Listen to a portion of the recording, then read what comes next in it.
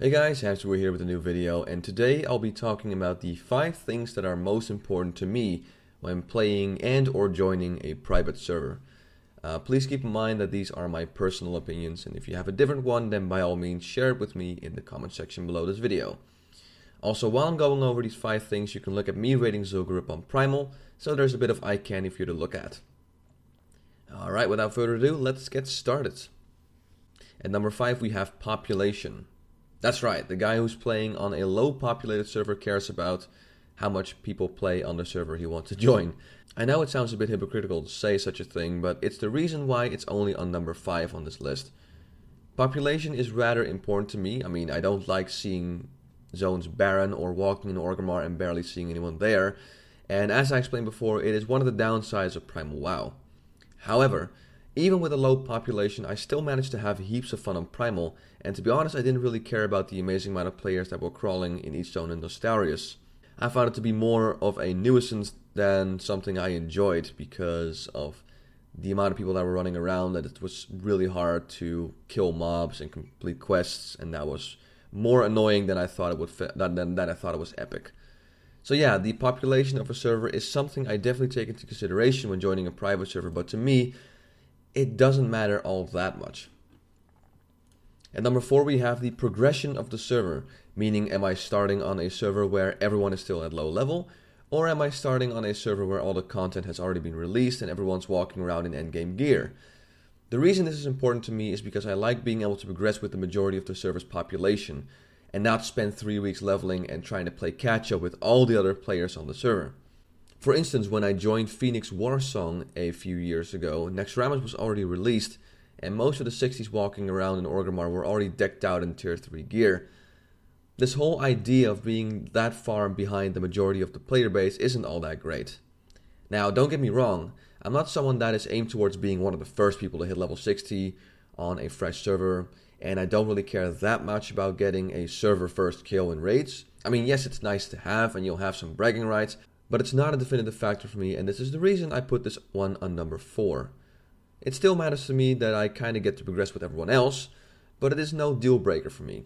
I mean, I've spent a bunch of time on the Phoenix Archangel server where I also had to play catch up there with most of the players, but I didn't mind that much, because as soon as you get some decent gear yourself and you're up there with the rest of the people, then this really doesn't matter that much anymore.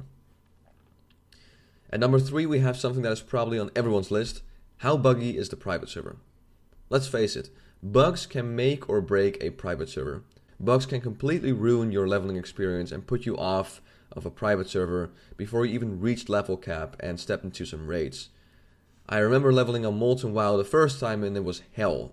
I can't tell you how many times I went to an area to do some quests, only to find out later that they don't work and then realizing you wasted a bunch of time for nothing.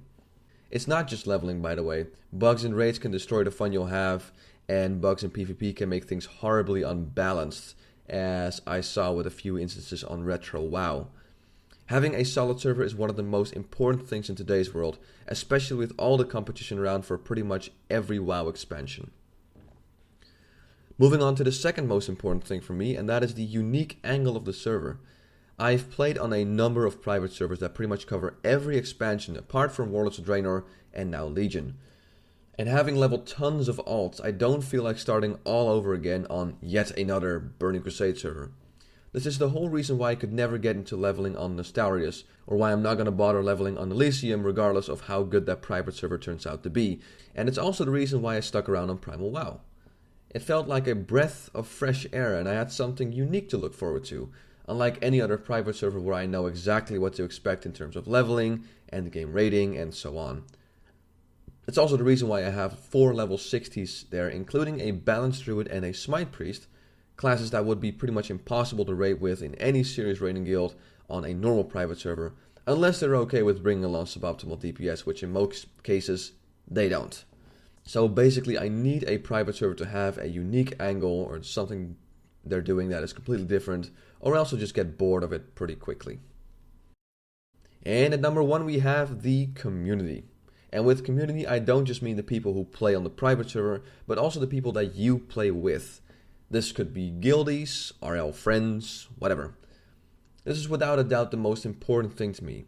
I mean, let's face it, playing a video game together with friends is almost always a lot more fun than playing it by yourself, especially when we're talking about an MMORPG.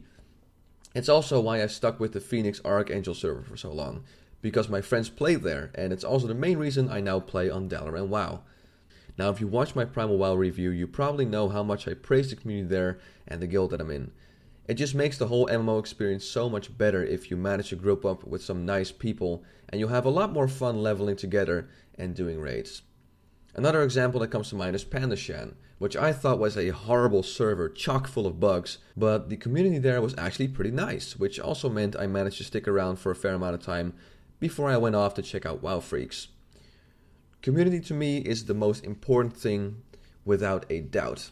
It can make an MMO feel boring and tedious if there's a complete lack of one, and it can also make it the best MMO experience you'll ever have, and for that reason, the community for me is the most important factor when playing and or joining a private server.